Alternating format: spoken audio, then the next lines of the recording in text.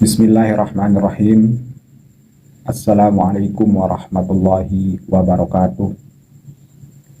Sahabat beriman yang dirahmati Allah, marilah kita kembali menyimak ceramah-ceramah lawas dari guru-guru kita tercinta.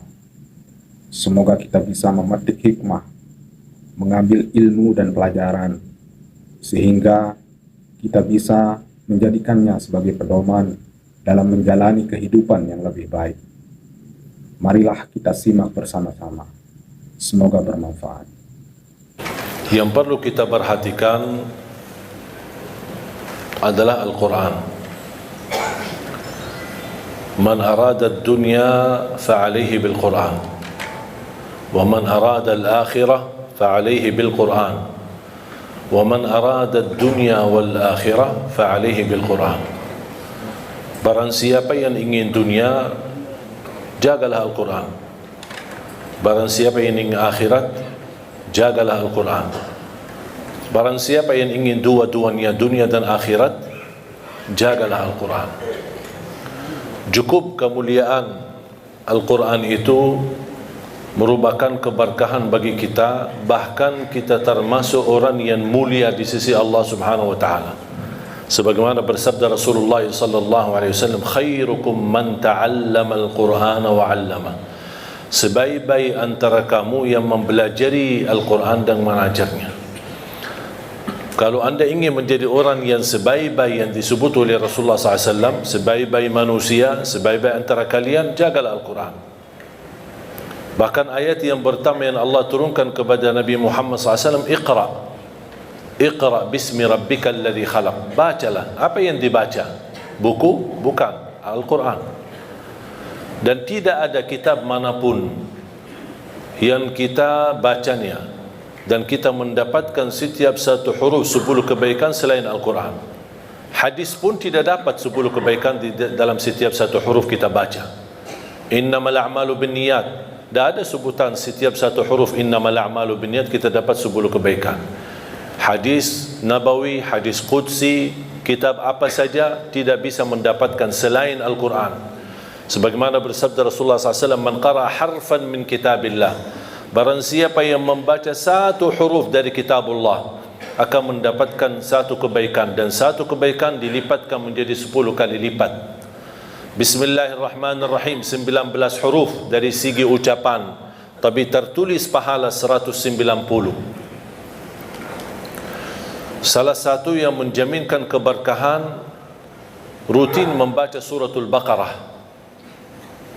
Dan ini menurut saya termasuk salah satu sunnah yang cukup kehilangan di tengah umat. Jarang sekali ada orang yang bisa istiqamah membaca suratul Baqarah. Padahal kalau kita baca suratul Baqarah secara rutin dan bacaan kita standar, cukup lancar, saya tidak terlalu lancar tapi cukup lancar, standar, insyaAllah 1 jam kita tuntas selesai suratul Baqarah. Tapi sering kita membaca tapi kita merasa kepanjangan. Memang suratul Baqarah surah yang paling panjang dalam Al-Quran, tapi kenapa kita bisa merasa kepanjangan? Karena ketika kita membaca suka melihat halaman belakang, makanya tidak baca-baca. Itu yang membuat agak keberatan.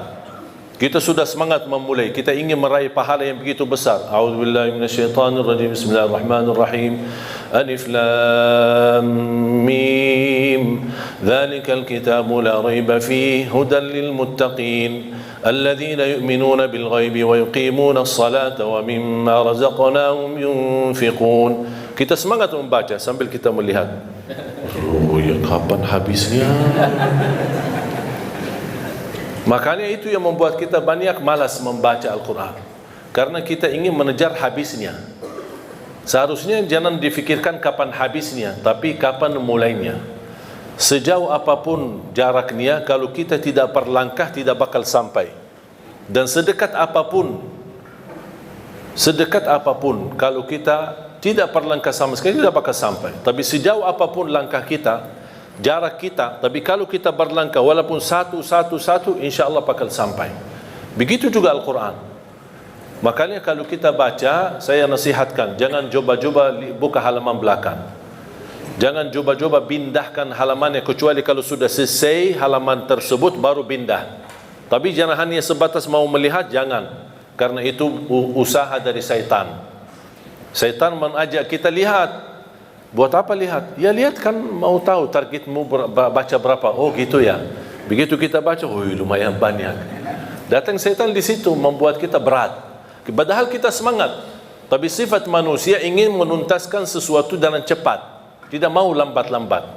Apalagi kita orang Indonesia, paling suka mudah, enak, mudah diamalkan, mudah dihafal dan cepat diamalkan dan insya Allah masuk surga. Itu prinsip orang Indonesia. Dan saya sudah hafal prinsip orang Indonesia. Makanya saya bikin buku 20 amalan ringan tapi pahalanya sangat menakjubkan. Dan ini tidak laku di Arab, laku di Indonesia. Karena sudah tahu karakter orang Indonesia. Orang Indonesia tidak suka yang ribet, tidak suka yang susah. Mau yang mudah diingat, mudah dihafal, mudah diamalkan dan masuk surga. Itu kita. Makanya saya selalu mengambil cara-cara yang mudah untuk bisa kita amalkan. Di antaranya rutin kita membaca suratul Baqarah. Kalau tidak bisa diselesaikan dalam satu hari, tidak apa-apa, boleh diteruskan berkelanjutan. Satu hari ini berapa kita mampu, nanti besok kita lanjutkan, besok kita lanjutkan sampai selesai habis suratul Baqarah. Begitu habis, ulang lagi. Kenapa? Karena Rasulullah sallallahu alaihi wasallam bersabda di hadis yang sahih, "Alaikum bi suratil Baqarah, fa inna akhdaha barakah wa tarkuha hasrah wa la tastati'uha al-batalah." Ambillah suratul Baqarah, karena sesungguhnya barang siapa yang membawa suratul Baqarah dia telah membawa keberkahan. Wallahi terjamin berkah dalam segala hal. Ibadah berkah, rizki berkah, rumah tangga kita berkah, kemanapun kita pergi membawa keberkahan karena dahsyatnya suratul Baqarah. Barang siapa yang meninggalkan suratul Baqarah, kata Rasulullah, bakal nyesal. Mau enggak kira-kira jadi orang yang nyesal? Wala tastati'uha al-batala. Dahsyatnya kekuatan suratul Baqarah tidak bisa dilawan oleh syaitan. Godaan, jin, alam gaib, makhluk, godaan, gangguan. Ini semua mereka, tukang dukun, tukang sihir, tukang ramal, mereka semua tidak bisa melawan suratul Baqarah. Saking dahsyatnya dan kuatnya suratul Baqarah. Bahkan Al-Baqarah itu merupakan ruqyah untuk diri sendiri. Jangankan suratul Baqarah sendiri mulia, satu ayat di dalam suratul Baqarah, ayat kursi, satu ayat, sebagaimana bersabda Rasulullah SAW, "Man qara'a ayat al-kursi dubura kulli salatin laysa bainahu wa bainal jannati illa an yamut." Barang siapa yang membaca ayat kursi setiap habis salat fardu, dijamin masuk surga. Tidak ada sesuatu yang menghalanginya kecuali menunggu mati. Coba bayangkan, cuma satu ayat jaminan masuk surga. Kalau satu ayat kursi jaminan masuk surga, kira-kira gimana suratul Baqarah? Gimana lagi 30 juz Al-Quran? Makanya saya sering mengingatkan jamaah, apapun kesibukanmu, buru-buru, ada meeting, ada janji, tidak bisa bertahan lama di musalla atau di masjid, paling tidak habis istighfar, Allahumma antas salam wa minkas salam, sampai selesai, baca langsung ayat kursi. Baca langsung ayat kursi. Habis itu silahkan bobar, bebas. Terus zikir-zikir habis salat gimana? Tak apa-apa, sambil jalan. Subhanallah, subhanallah, subhanallah. Naik motor, jalan kaki, naik mobil, sambil jalan. Alhamdulillah, alhamdulillah, alhamdulillah, Allahu akbar, Allahu akbar. Tapi jangan sampai tertinggal ayat kursi habis salat. Jaminan masuk surga. Masa tak mau masuk surga cuman karena baca ayat kursi? Man qara ayat al-kursi dubura kulli salatin. Barang siapa yang membaca ayat kursi setiap habis salat, dijamin masuk surga. Tidak ada sesuatu yang mampu menghalanginya kecuali menunggu mati.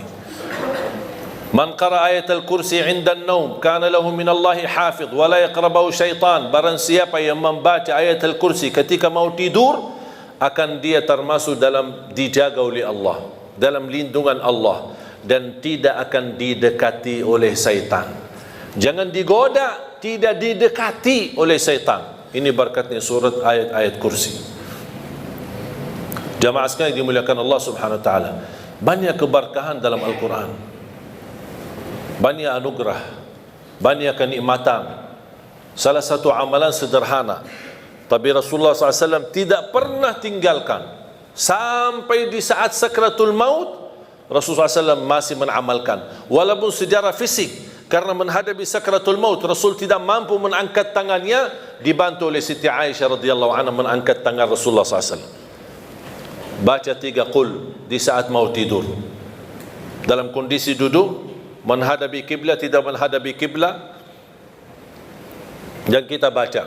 Mulai caranya seperti Rasulullah SAW mengangkat tangannya seperti mau berdoa, tapi rapat tangan, kemudian dekati dengan mulut seperti ini. Dibacakan dalamnya 3 qul huwallahu ahad, al-falaq, an-nas. Selesai, tiup 3 kali. Tiup ya, bukan meludak ya. Tiup 3 kali. Baru usap badan dari kepala sampai ujung kaki, dari depan dan belakang. Kalau belakang sesuai kemampuan, jangan maksa-maksa. Ya, sesuai kemampuan. Kemudian habis selesai diulang lagi seperti ini. Baca qul huwallahu ahad, al-falaq, an-nas, kemudian tiup 3 kali. Kemudian usap badan dari kepala sampai ujung kaki. Sampai 3 kali. Seperti ini, qul huwallahu ahad, al-falaq, an-nas, kemudian tiup 3 kali, kemudian usap badan. Ini amalan tidak pernah Rasul tinggalkan. Sampai di sakratul maut, sudah menghadapi kematian, datangnya malaikatul maut, Rasul sudah secara fisik tidak mampu angkat tangan, saking begitu berat sakratul maut. Siti Aisyah yang temenin, Siti Aisyah mengangkat tangannya, Siti Aisyah yang mendekati tangan Rasulullah SAW dekat mulutnya Siti Aisyah.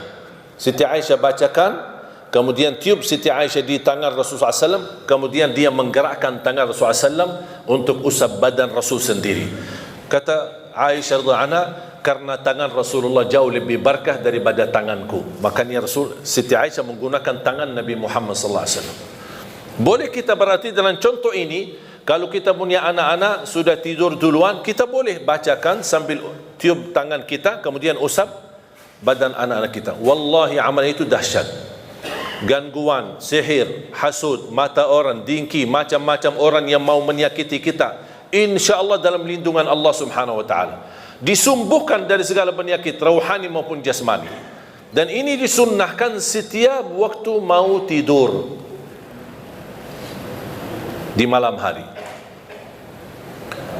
Berarti subhanallah, setiap kita ada ikatan sama Al-Quran, selalu kita akan dijaga oleh Allah subhanahu wa ta'ala. Bapak ibu jamaah sekalian, tugas kita cuma satu, berkenan temani Al-Quran di dunia.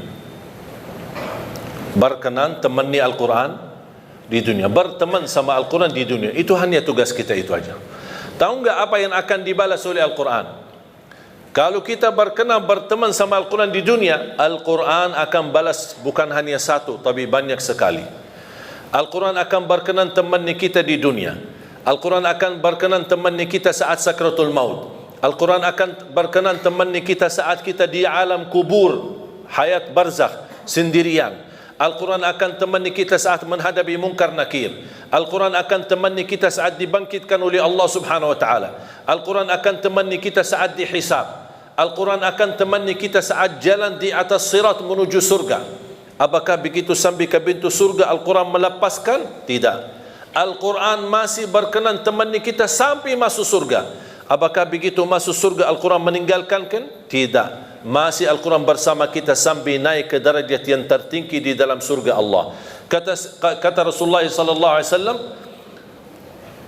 yuqalu liqari al-Quran, iqra warqa warattil kama kunta turattilu fid dunya fa inna manzilataka 'inda akhir ayatin taqra'uha. Sebagaimana kata Rasulullah SAW, nanti ahlul Quran di dalam surga disuruh baca, naik, baca, naik, dan tertil sebagaimana kamu tertil di dunia, karena posisimu di mana kamu berhenti baca, itulah derajatmu di dalam surga Allah Subhanahu wa taala.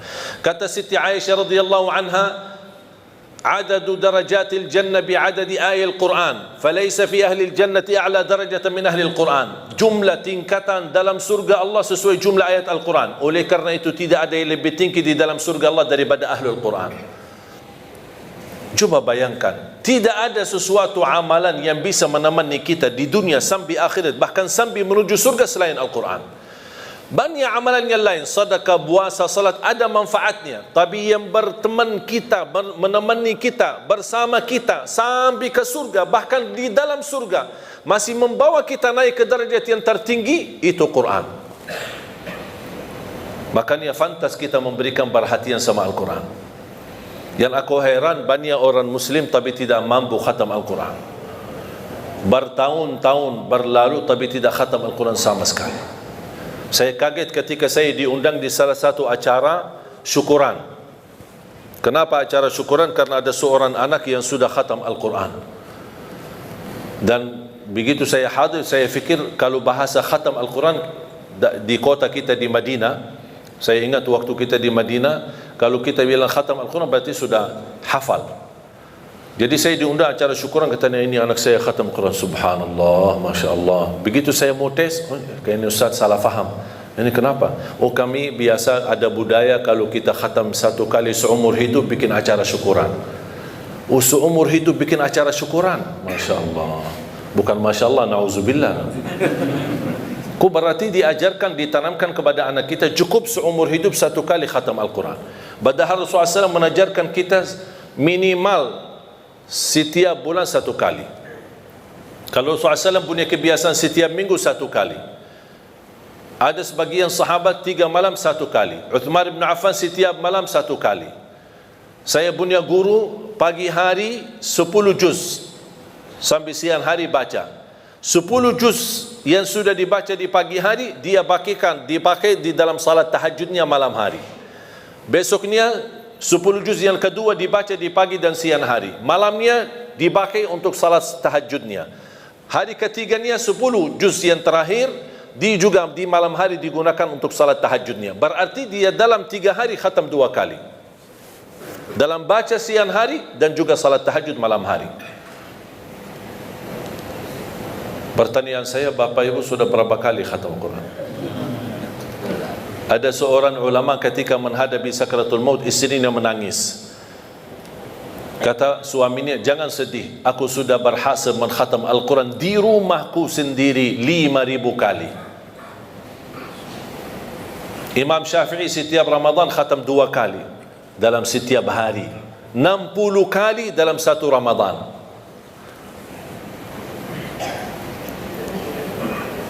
Kira-kira ada target enggak kita khatam Al-Quran? Banyak orang beralasan, saya sebenarnya ingin khatam Al-Quran tapi saya tidak faham.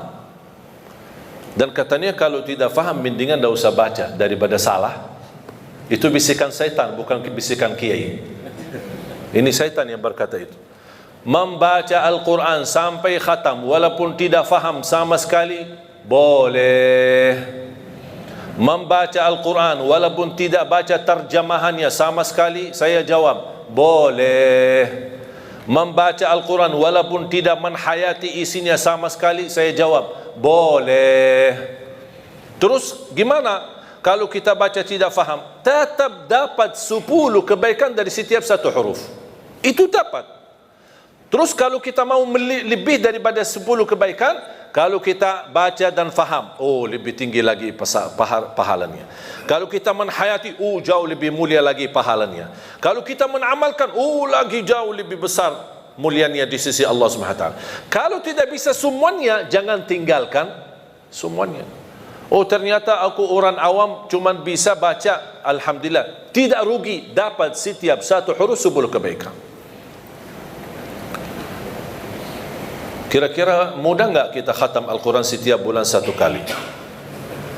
Kira-kira mudah enggak? Pak? Mudah enggak?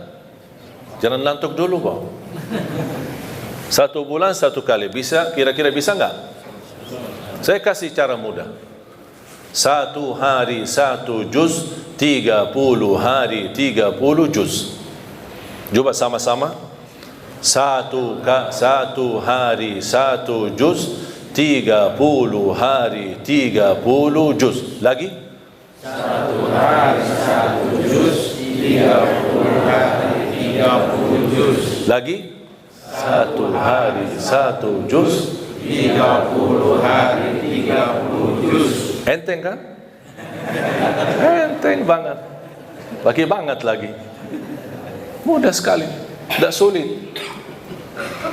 Tahu nggak Bapak Ibu kita butuh berapa lama untuk khatam satu kali? Pernah nggak Anda coba?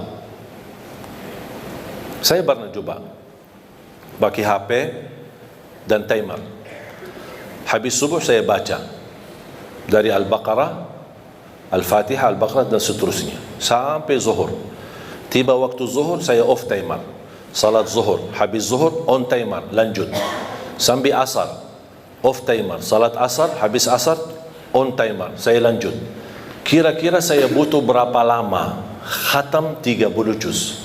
Tahu nggak hasil hitungan timer berapa? 10 jam tamat 30 juz. 10 jam tamat 30 juz. Sedangkan masih ada banyak orang 24 jam tidak bisa 1 juz. Malu nggak kita? 10 jam cukup khatam 30 juz. Ada banyak orang 24 jam tidak mampu 1 juz. Alasannya sibuk, belum ada waktu. Saya pernah praktik. Yang menjadi masalah sebenarnya terganggu dengan HP. Menurut saya ini HP musibah akhir zaman. Bisa digunakan kebaikan, bisa menantarkan ke surga, bisa juga menantarkan ke neraka. Tinggal kita milih. Saya menemukan dan terbukti secara nyata HP ini mengganggu. Saya baca 3 juz. Maaf, saya baca 10 juz dalam waktu 3 jam. Khatam. 3 jam lebih sedikit. 10 juz. Saya coba 10 juz yang sama di waktu 3 jam, tapi ada HP. Baca sebentar, WA sebentar. Baca sebentar, angkat telepon sebentar. Baca sebentar, jawab ini jamaah sebentar. Tahu nggak hasilnya? Sudah selesai 3 jam, saya cuma dapat 2 juz, tak sampai 3 juz. Baru saya tahu, oh ini dia yang bikin masalah. Masalahnya bukan kita sengaja membuat ganggu aktivitas ibadah, tetapi kita tidak sadar. HP ini tidak sadar kita sudah terlalai dari waktu. Begitu megang HP, pertama yang bangun tidur, pertama yang dilihat HP. Begitu mau tidur, terakhir yang dilihat HP. Kemana-mana bawa pergi, bawa HP. Masuk WC, bawa HP. Coba kalau kehilangan HP-nya, oh stresnya luar biasa. Tapi kalau kehilangan istrinya, biasa-biasa. Jadi jamaah sekalian, sungguh ini HP sangat mengganggu aktivitas ibadah. Coba saya sekarang minta, anda ketika baca Quran, tolong dijauhkan HP.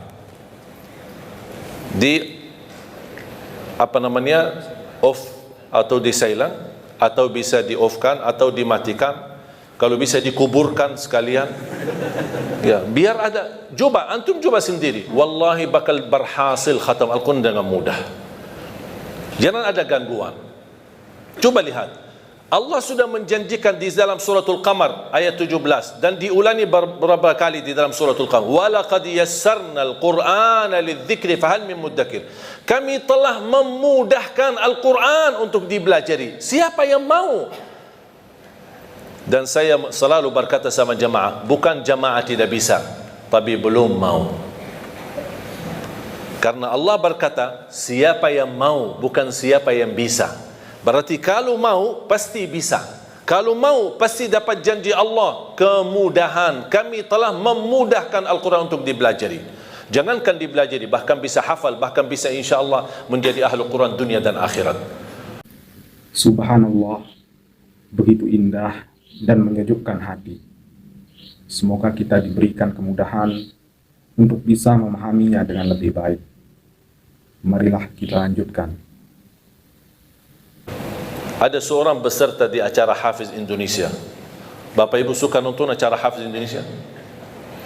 Ada salah satu peserta namanya Kaila. Ingat gak Kaila? Ada Kaila sama Aila. Tahu gak Kaila itu bagaimana? Fisiknya apa? Orang buta. Saya pernah tanya sama dia, Kaila setiap hari berapa juz baca? 5 sampai 7 juz setiap hari. Dia buta. Saya langsung berkata, Kailah, ini kan cukup berat dan cukup banyak. Kamu kan cukup ada alasan yang kuat di hadapan Allah. Bilang aja sama Allah, mohon maaf ya Allah, saya orang buta, tidak bisa baca Quran. Itu kan alasan, pasti Allah terima alasanmu. Apa kata beliau? Coba, seorang anak usia 8 tahun, coba jawabannya seperti apa? Dia berkata, saya malu sama Allah menjadikan buta saya alasan tidak baca Quran. Kira-kira alasan kita apa? Apa yang kita mau bilang sama Allah? Wallahi jamaah sekalian, kalau anda ingin kekayaan, kenikmatan, kebahagiaan, kelancaran, kemudahan, makmurnya rumah tangga, anak salih salihah dan keberkahannya luar, wallahi Al-Quran. Kuncinya Al-Quran. Jagalah Al-Quran, perhatikan Al-Quran. Segala aktivitas Al-Quran. Sedekahnya pun untuk program Al-Quran. Di mana ada program, misal di PT ini, di Indosat ini ada program Al-Quran, ayo dukun program Al-Quran, dukun program tahfiznya. Kenapa? Wallahi berkahnya luar biasa. Dan segala aktivitas program Al-Quran di sini atau dimanapun yang anda dukun, yang anda sedekahin, yang anda nafkahin, yang anda bina dan pimpin, insyaAllah keberkahannya menalir sampai hari kiamat. Walaupun kita meninggal dunia, selama program ini masih jalan, anak-anak masih ngaji, Allah berikan pahalanya sampai hari kiamat. Coba bayangkan karunia Allah Subhanahu wa taala. Makanya saya selalu berkata, kalau anda tidak berhasil menjadi penghafal Al-Quran, jangan gagalkan anakmu. Kalau itu pun tidak berhasil, jangan gagalkan hartamu membina program Al-Quran. Supaya apa? Supaya hari kiamat kita datang, dari segi harta kita berkata, ya Allah, mohon maaf saya tidak bisa menjadi penghafal Al-Quran, saya tidak bisa jadikan anakku penghafal Al-Quran, tapi hartaku jadi saksi baik untuk Al-Quran. Mudah-mudahan kita bergabung bersama Ahlul Quran di akhirat. Amin. Makanya jamaah sekalian, tidak ada yang rugi sama Al-Quran. Saya titip terakhir amalan mudah untuk khatam Al-Quran. Tadi sudah saya kasih langkah pertama, 1 hari 1 juz, 30 hari 30 juz. Kira-kira mau nggak ya lebih mudah? Hah? Boleh? Ya. Kalau orang Indonesia ditawarkan, pasti mau. Selama masih ada yang lebih mudah, boleh. Saya kasih yang lebih mudah. Setiap waktu salat, kan ada salat 5 waktu kan? Setiap waktu salat baca 4 halaman. 4 halaman saja. 4 halaman berarti berapa lembar? 2. 4 halaman subuh, 4 halaman zuhur, 4 halaman asar, 4 halaman maghrib, 4 halaman isya. 4 halaman kali 5 berapa? 20. Quran seperti Quran Madinah atau seperti Quran Syamil, dan sudah banyak di Indonesia yang sama, bentuknya sama seperti yang di Arab, itu sudah diratakan setiap 1 juz 20 halaman. Berarti kalau setiap salat 4 halaman anda sudah khatam, habis isya sudah khatam 1 juz. Jadi membaca 1 juz tidak harus sekaligus, bisa dibagi-bagi. Kira-kira cocok? Siap? Atau masih berat 4 halaman? Hah? Kira-kira masih mau lebih mudah lagi? Masih? Akan masih. Mau kan? Saya kasih lebih mudah lagi. 2 halaman sebelum salat, 2 halaman sesudah salat. Cocok? Kenapa 2 halaman datang? Biasa saya tahu orang Indonesia, apalagi kalau hari kerja kan suka datang lebih awal, ada yang suka. Udah, daripada nongkrong di luar tidak jelas apa, ambil air wudu, datang tahiyatul masjid, duduk sebelum sambil menunggu azan 10 menit 15 menit sudah selesai 2 halaman. Begitu habis salat sebelum bubar 2 halaman. Asal jangan bawa HP. Kalau sudah mulai megang HP, oh itu sudah terganggu. Akhirnya tidak melur waktunya, tidak bisa istiqamah. Cocok? Siap? Saya tidak akan tanya bisa, karena saya yakin bisa. Yang saya tanya mau atau tidak. Kalau mau pasti bisa. Mau lebih mudah lagi?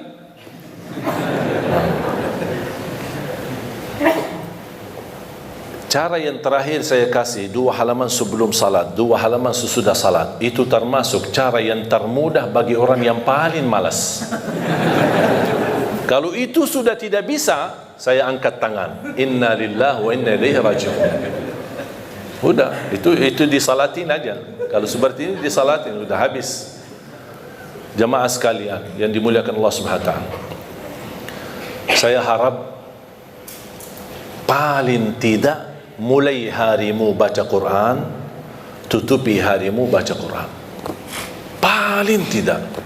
Wallahi di antaranya antum lihat keberkahannya luar biasa. Sebelum beraktivitas, begitu bangun pagi hari, sebelum pergi ke kerja baca. Saya diajarkan sama guru saya, setiap masuk masjid atau musalla, dimanapun, dalam perjalanan, musafir, dimanapun saya berada, lihat di mana ada Quran, saya ambil Quran, saya baca walaupun satu ayat. Saya tanya, kenapa wahai guru? Kata beliau, supaya berbanyak saksi di bumi. Berbanyak saksi di bumi. Semua Quran yang ada dimanapun, di masjid, di musalla, saya lagi dalam perjalanan, apalagi kemarin musafir, perjalanan safari dakwah, setiap mampir ke musalla masjid, ambil berapa Quran, depan, belakang, terus masjid musalla yang lain. Kenapa? Untuk berbanyak saksi, walaupun satu ayat. Dan lihat bagaimana semakin baik hubungan kita sama Al-Quran, semakin banyak kemudahan yang Allah berikan, terutama suratul Baqarah. Bahkan kalau bisa rutinkan bacaan suratul Baqarah dalam rumahmu, karena Rasulullah SAW menjaminkan rumah yang dibacakan dalamnya suratul Baqarah tidak akan didekati oleh syaitan. Bahkan syaitan bakal kabur, lari dari rumah yang ada yang dibacakan suratul Baqarah. Al-baitul ladzi tuqra'u fihi suratul Baqarah yafirru syaitanu minh atau yanfiru syaitanu minh. Rumah yang di dalamnya dibacakan suratul Baqarah, syaitan bakal kabur. Apapun masalah dalam rumah tangga, yakini karena banyak syaitan. Bagaimana bisa mengganti syaitan dihadiri oleh malaikat, syaitan diusir dan malaikat yang hadir? Baca suratul Baqarah dalam rumah kita. Itu dirutinkan. Dan suratul Baqarah sendiri akan menjadi naungan nanti di hari kiamat. Suratul Baqarah menjadi naungan. Allah jadikan awan di hari kiamat untuk melindungi semua orang-orang yang mencintai suratul Baqarah di dunia. Al-Baqarah luar biasa. Mudah-mudahan Al-Baqarah ini dan suratul Quran, ayat Al-Kursi dan surah-surah Al-Quran membawa keberkahan bagi kita semua. Mudah-mudahan saya doakan semoga jemaah semua yang hadir menjadi ahlul Quran, penghafal Al-Quran, berakhlak-akhlakul Quran, para pencinta Al-Quran, dan bersama keluarga menjadi keluarga dan keturunan penghafal Al-Quran. Yang besok anak-anak kita yang menhadiahkan mahkota untuk orang tuanya, yang bisa mengangkat dan membawa syafaat untuk kita semua Al-Quran. Amin ya rabbal alamin. Semoga bisa berikan bermanfaat. Semoga semua yang hadir bisa semangat istiqamah membaca Al-Quran, dirutinkan walaupun sedikit demi sedikit, tetapi istiqamah jauh lebih banyak daripada terputus. Mudah-mudahan kita mampu istiqamah walaupun minimal mulai harimu baca Quran, tutupi harimu dengan membaca Al-Quran. Barang siapa yang ingin bicara sama Allah, jagalah salat. Barang siapa yang ingin mendengar Allah berbicara, jagalah Al-Quran. Semoga bermanfaat. Kurang lebihnya mohon maaf. Wabillahi taufiq wal hidayah. Wa sallallahu ala sayyidina wa nabiyina Muhammad wa ala alihi wa sahbihi wa baraka wa sallam. Walhamdulillahi rabbil alamin. Alhamdulillah. Itulah tadi ceramah yang indah, ceramah yang penuh dengan ilmu dan pelajaran. Semoga kita selalu diberikan kemudahan dalam memahami dan menjalankan kebaikan-kebaikan yang diajarkan oleh guru-guru kita. Amin, amin, ya rabbal alamin. Wassalamualaikum warahmatullahi wabarakatuh. Demikianlah tadi kajian dari guru kita, penuh ilmu dan pelajaran yang sangat berharga, dan semoga kita bisa terapkan dalam kehidupan sehari-hari. Saudara-saudaraku yang beriman, semoga kita bisa berjumpa lagi di video berikutnya dan kembali mendapatkan pelajaran-pelajaran berharga. Mari kita lanjutkan setiap aktivitas kita. Semoga Allah senantiasa mudahkan urusan kita dan lancarkan rezeki kita. Amin, amin, ya rabbal alamin. Sekian, wassalamualaikum warahmatullahi wabarakatuh.